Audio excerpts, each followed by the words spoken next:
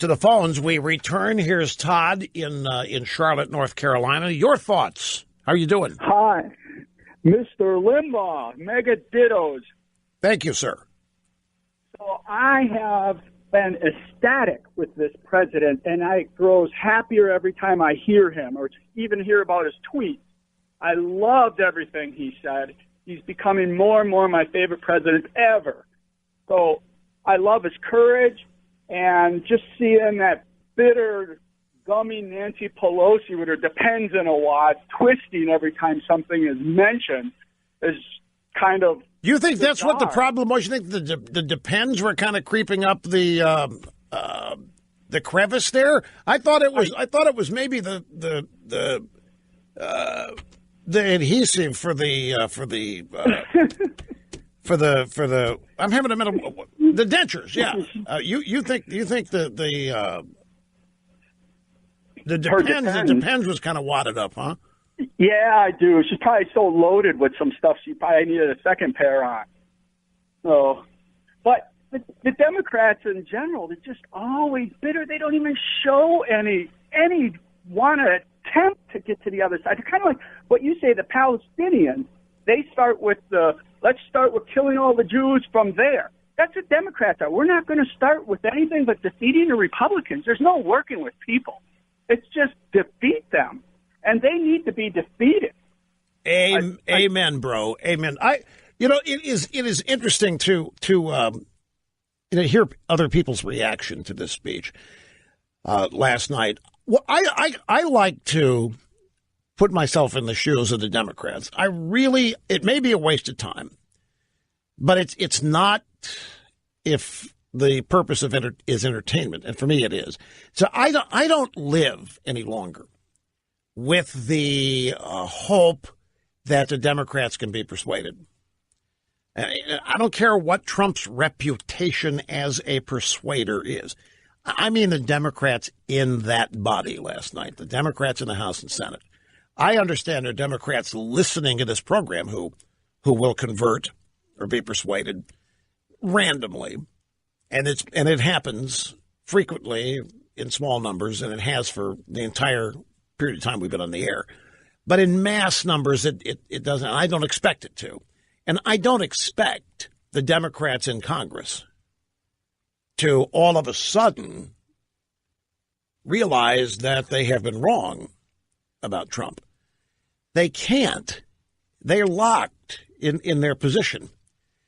Now, why are they locked? Are they locked because they've staked it out and they are being controlled by their madcap base and they can't be flexible because the base will abandon them?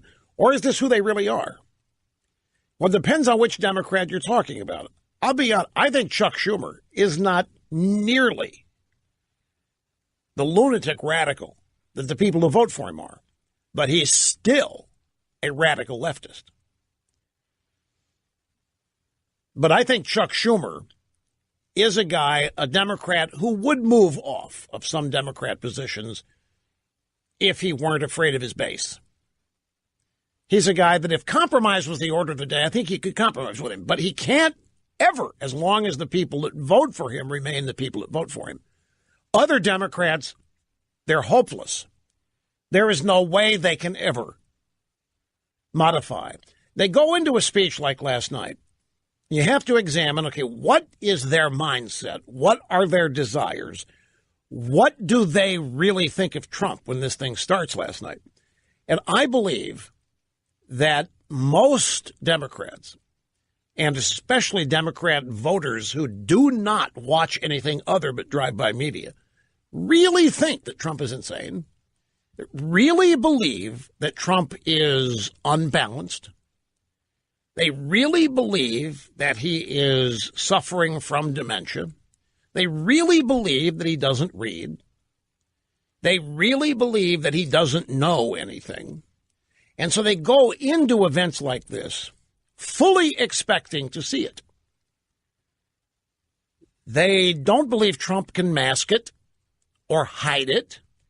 They don't believe every word being put on a teleprompter will save Trump from going off script and stepping in it, so to speak.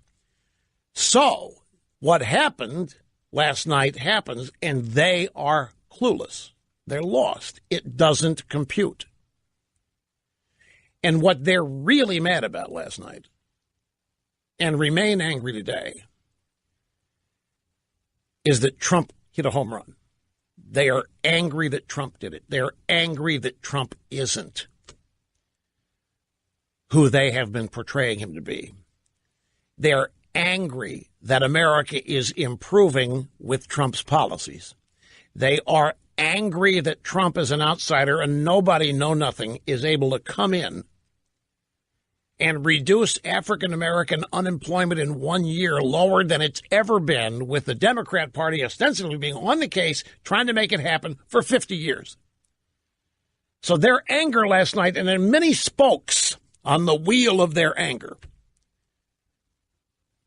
They're angry that Trump won. They're angry he's giving the speech. They're angry that he's succeeding. They're angry they haven't gotten rid of him yet. They're angry that the Russia collusion thing is bombed out. They are just literally, they are the ones, I think, losing their grasp on reality. Last night's State of the Union speech was, it turns out, exactly what one is supposed to be. The Founding Fathers, when establishing the country, established this idea that the president, every January, February, would send a report to members of Congress on the State of the Union. Hey, we're okay, we're not okay, things are going well, here's where they're not going, what's what we need to do. And it was a very informal thing. And then it was decided way back long ago that this should happen in person. The president should go up there and make a speech. And in our lifetimes, State of the Union speeches have not been about the State of the Union at all. They have been the sitting president and majority party giving speeches containing laundry lists of the things they intend to provide or give as many people as they can, coupled with incessant criticism of the opposition party. For Obama, the State of the Union was a giant gloat occasion, and it was an opportunity to explain how he was going to transform America and to elucidate all of the problems that America had and all the problems America caused and all of the wrongs and injustices traceable to America which needed to be fixed. And, of course, most of those were domestic, some of them international, but America had really failed in its mission of inclusiveness and diversity and civil rights and all this. And the Democrat Obama State of the Union was a combination of here's what's wrong with America that we're going to fix, and what's wrong with America is basically the way that it was founded. And here's how we're going to fix it. And we're going to take things from people who have a lot, and we're going to give them to you because you deserve them, because you've been screwed. And we're going to cure cancer, and we're going to cure athletes' feet, and we're going to cure this, we're going to do this. And it was a just giant wish list. Last night, we actually got a State of the Union. We have a president who established a premise that the nation is good. State of the Union, solid, it's good, and it's getting better. And what followed was the evidence. Evidentiary examples followed. Some of the examples involved his policies succeeding.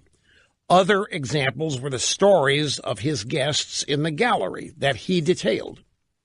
And every one of those people in that gallery last night, the guests, every one of those people had overcome adversity. They had achieved something great. They had experienced something horrible.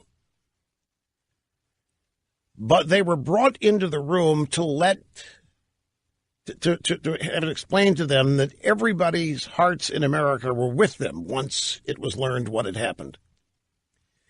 And that this government was now attempting to root out the evil that had killed the children of some of the guests last night so that it hopefully would not happen to other families. They were brought into the room as a means of providing them comfort and as a way for the president to tell them that their loss was not final, that they are on a team, that they are in an extended family who grieve for them and with them and will do everything they can to make sure other families don't suffer the same plight, rather than these people remain anonymous, their stories unreported. But they, too, were examples of great strength.